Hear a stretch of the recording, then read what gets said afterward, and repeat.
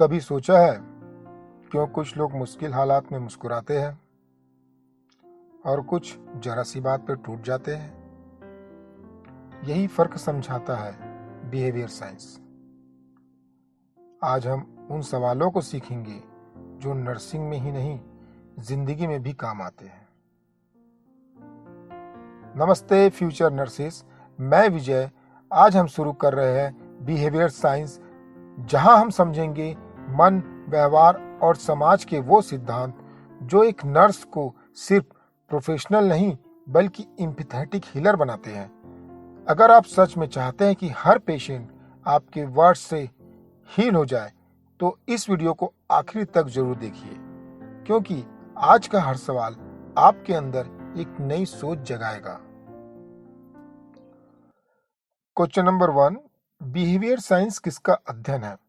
इसका right answer है option number B, मानव व्यवहार उसके कारणों का। बिहेवियर साइंस इंसान के सोचने, महसूस करने और कार्य करने के तरीकों का अध्ययन करती है। यह समझने में मदद करती है कि व्यक्ति विभिन्न परिस्थितियों में कैसे प्रतिक्रिया देता है। उसका व्यवहार समाज, शिक्षा, मनोवैज्ञानिक व पर्यावरण से कैसे प्रभावित होता है। क्वेश्चन नंबर 2, साइकोलॉजी का अर्थ है।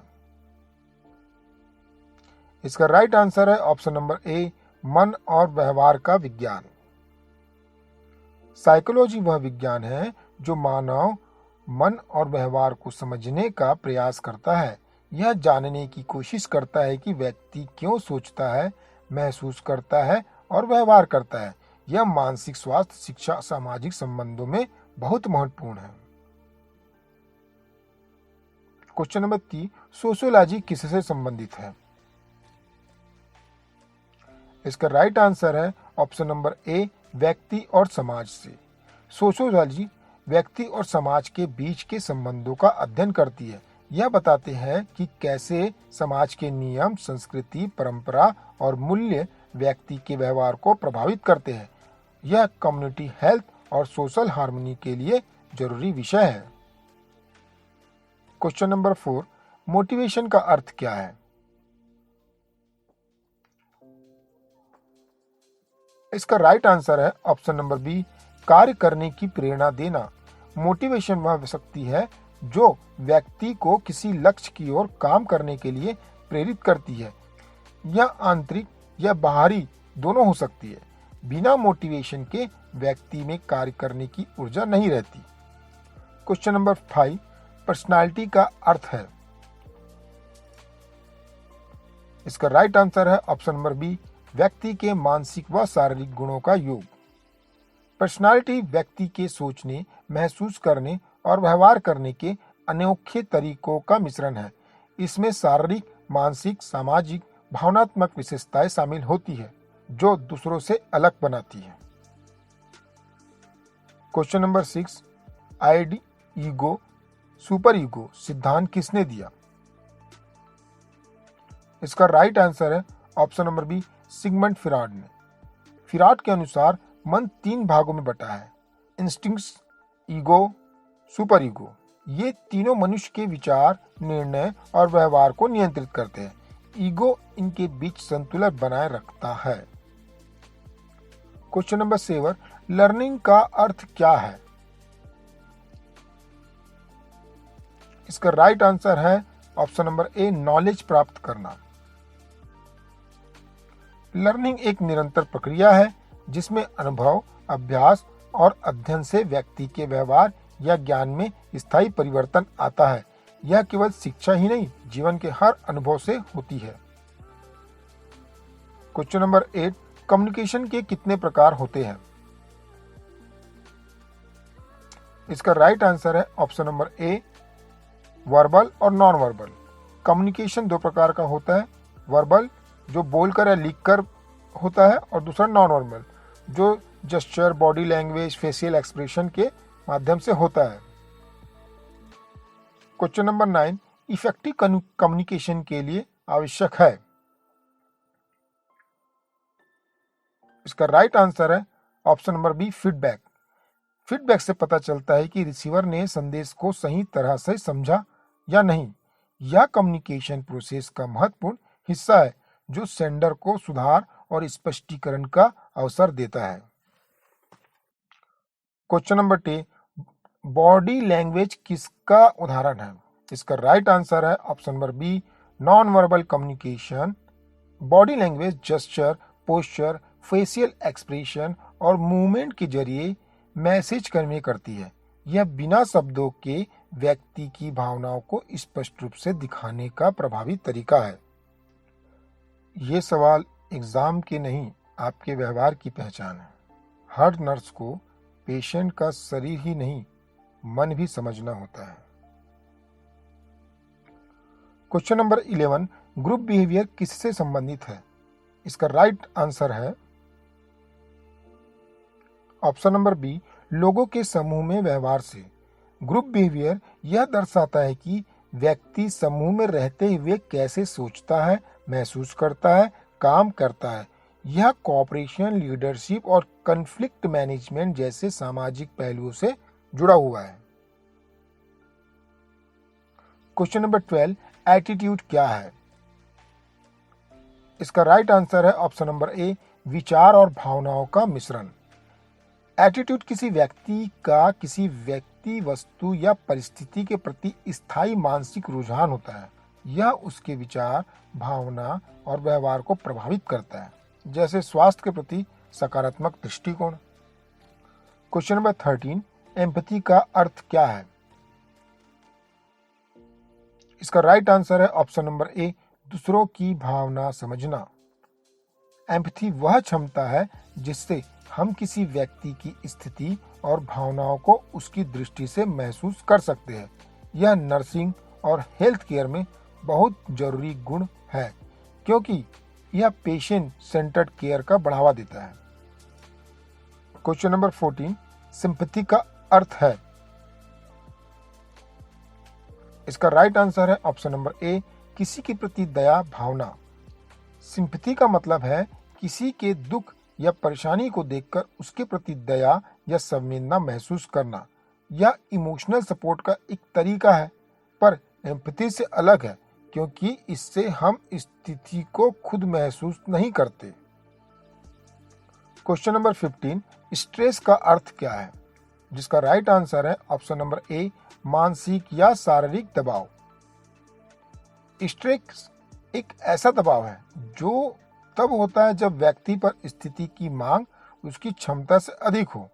यह चिंता, थकान, नींद न आने और स्वास्थ्य समस्याओं का कारण बन सकता है। बिहेवियर साइंस सिखाती है कम्युनिकेशन सिर्फ शब्दों से नहीं, दिल से भी होता है। नॉलेज आपको नर्स बनाता है, पर एम्पैथी आपको ट्रस्टेड हीलर बनाती है। क्वेश्चन नंबर 16, स्ट्रेस हार्मोन कौन सा है? इसका राइट आंसर है option number B, adrenaline. Stress के समय एड्रेनल ग्लैंड से एड्रेनालाइन हार्मोन निकलता है जो हृदय गति, रक्तचाप और एनर्जी लेवल बढ़ाता है ताकि शरीर फाइट और फ्लाइट स्थिति के लिए तैयार हो सके। क्वेश्चन नंबर 17, हेल्थ एजुकेशन में बिहेवियर चेंज का सबसे मुख्य उद्देश्य क्या है? इसका राइट आंसर है option number A, habit develop करना। हैबिट एजुकेशन का लक्ष्य है लोगों में सही हेल्थ हैबिट विकसित करना, जैसे हाथ धोना, साफ पानी पीना। इससे रोगों की रोकथाम और स्वास्थ्य सुधार दोनों संभव होते हैं। क्वेश्चन नंबर 18, सोशलाइजेशन का अर्थ क्या है? इसका राइट आंसर है ऑप्शन नंबर बी, समाज में समायोजन सीखना। सोशलाइजेशन वह प्रक्रिया है जिससे व्यक्ति समाज के नियम, मूल्य और व्यवहार सीखता है। यह परिवार, स्कूल और समुदाय के माध्यम से होती है।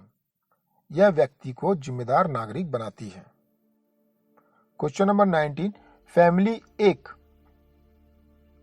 इसका राइट आंसर है option number A, primary group. Family वह प्राथमिक समूह है जहां व्यक्ति सबसे पहले सामाजिक व्यवहार, मूल्य और भावनाएं सीखता है।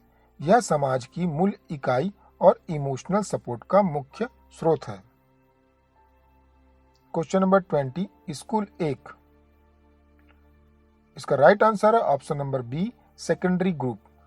स्कूल एक संगठित समूह है जहां शिक्षा और अनुशासन सिखाया जाता है, यह सेकेंडरी ग्रुप कहलाता है, क्योंकि यहाँ संबंध उद्देश्य आधारित और औपचारिक होते हैं।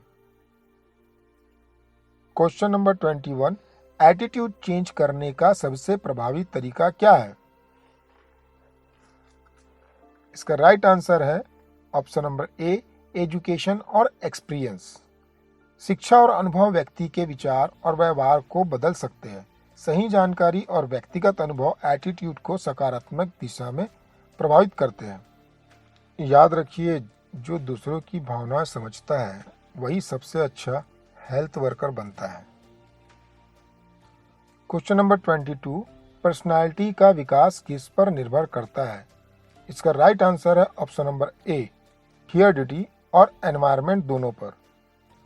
पर्सनालिटी हेरिडिटी और एनवायरनमेंट दोनों से बनती है। जैसे स्वभाव जन्म से मिलता है, पर समाज और शिक्षा से उसका विकास होता है। क्वेश्चन नंबर 23, सोशल डिसऑर्गेनाइजेशन का कारण है? इसका राइट आंसर है ऑप्शन नंबर डी, उपरोक्त सभी। पुअर्टी और अनएम्प्लॉयमेंट और अल्कोहलिज्म समाज में अस्थिरता और अपराध को बढ़ाते हैं। ये सभी मिलकर सोशल डिसऑर्गेनाइजेशन का कारण बनते हैं। क्वेश्चन नंबर 24, डिफेंस मैकेनिज्म किससे संबंधित है? इसका राइट आंसर है option number A, personality adjustment से। डिफेंस मैकेनिज्म मानसिक संतुलन बनाए रखने की स्वाभाविक प्रक्रिया है, जैसे डेनियल, रिप्रेशन, प्रोजेक्शन आदि। ये व्यक्ति को भावनात्मक तनाव से बचाते हैं। क्वेश्चन नंबर 25, कॉन्फ्लिक्ट का अर्थ क्या है? इसका राइट आंसर है ऑप्शन नंबर ए, दो विरोधी इच्छाओं के बीच संघर्ष।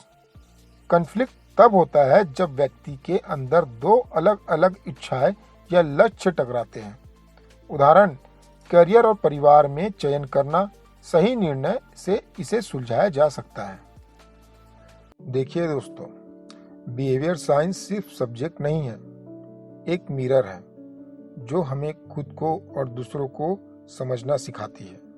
अगर आज के सवालों से आपने कुछ नया सीखा हो तो इस वीडियो को लाइक जरूर करें, अपने दोस्तों तक शेयर करें और कमेंट में लिखिए I learn with empathy. Subscribe जरूर करें ताकि अगला पार्ट आप तक सबसे पहले पहुंचे, क्योंकि अब सीखना सिर्फ एग्जाम के लिए नहीं, जिंदगी के लिए है। मिलते हैं अगले वीडियो में। Study with Vijay, nursing made simple and strong.